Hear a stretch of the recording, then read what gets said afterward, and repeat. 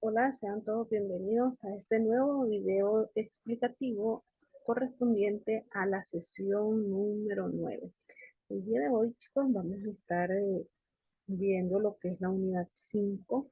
En este video explicativo les explicaré, pues, básicamente cuáles son los puntos que vamos a estar viendo en nuestra clase sincrónica. El día de hoy vamos a estar hablando acerca de lo que es la sucesión intestada, las reglas, ¿verdad?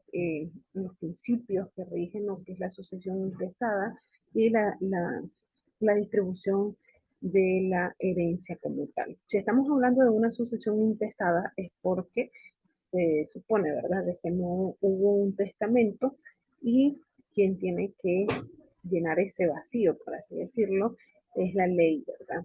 Entonces, la sucesión intestada se rige por diferentes principios que gobiernan ese llamamiento que hace la ley a los posibles herederos, ¿verdad? Tenemos el primer principio, que es el principio de exclusión. Hay una graduación en lo que respecta al derecho de la sucesión, es decir, se van excluyendo, ¿no?, las personas que están llamadas a esa sucesión. Por ejemplo, los descendientes de una persona, del causante, excluyen a los ascendientes según el orden de llamamiento que otorga la ley en los casos pues, cuando la persona no deja un testamento, ¿verdad? Tenemos el principio de la prioridad del grado.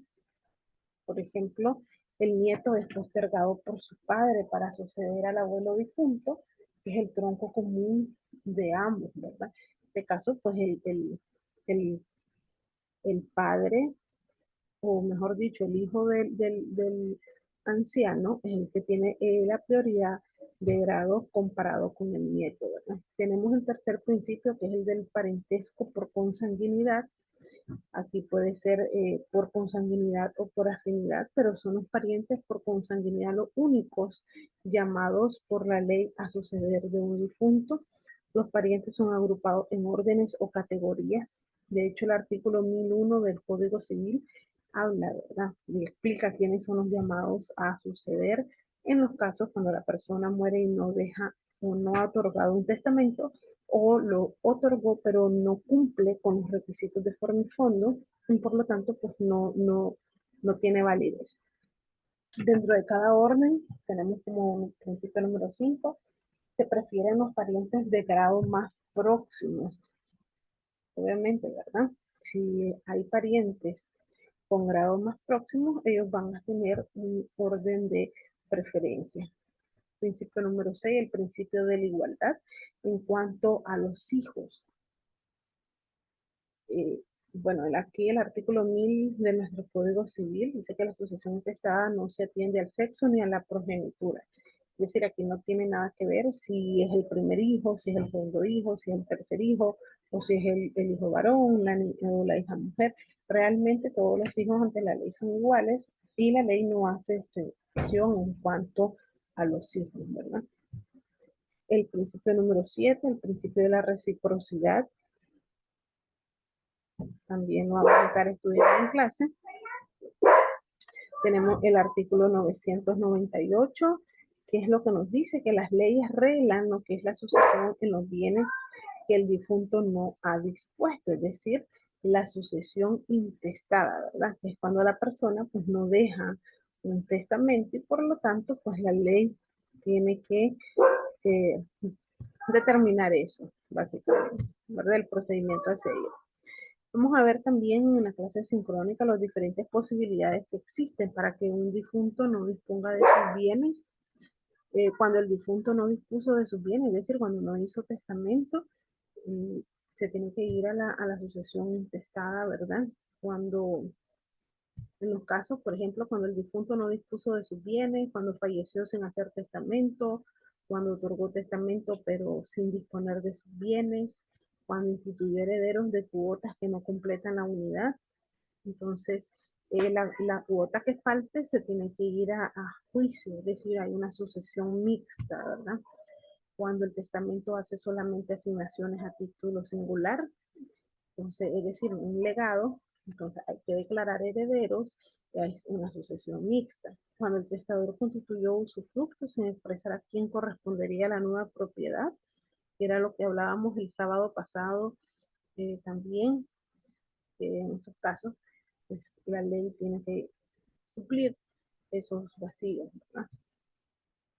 También tenemos cuando el causante dispuso, pero no lo hizo conforme a derecho, es decir, cuando el testamento es nulo por algún defecto de forma, cuando el testamento adolece de algún vicio de fondo que lo anula completamente, entonces nos tenemos que ir a la vía de la sucesión intestada, cuando el testamento contiene cláusulas que no incluyan a los que por derecho les corresponde heredar, como por ejemplo las asignaciones forzosas, es decir, por ejemplo, las pensiones alimenticias.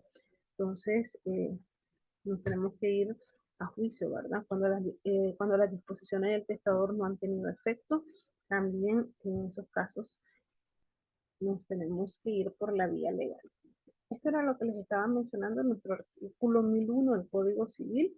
Eh, Menciona, ¿verdad? Una lista de quiénes son los que están llamados a la sucesión intestada. Es decir, pues cuando la persona no deja un testamento, quiénes son los que son llamados a recibir la herencia. Tenemos en primer lugar los descendientes de la persona fallecida, sus ascendientes también, en ausencia de los descendientes, sus colaterales conforme a la ley, el cónyuge o conviviente en unión de hecho estable sobreviviente, y por último los municipios. O sea, en pocas palabras, podemos resumirlo en 5 grupos, que son los que están llamados a suceder.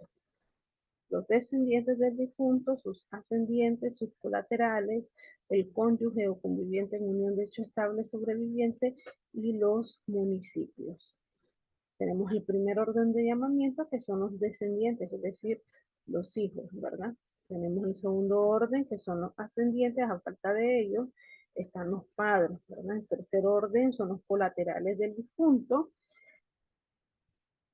Aquí pues tenemos a los colaterales. El cuarto orden tenemos el cónyuge sobreviviente o el compañero, ¿verdad? En unión de hecho estable. El quinto orden, los municipios, que aquí vamos a estar viendo lo que nos dice el artículo 1019, que esto ya es el último de los casos, ¿verdad? Cuando ya no hay nadie, no tiene ningún pariente, nadie que reclame, entonces los municipios están llamados a la sucesión de los bienes de esa persona. Okay. Eso también lo vamos a estar debatiendo en la clase.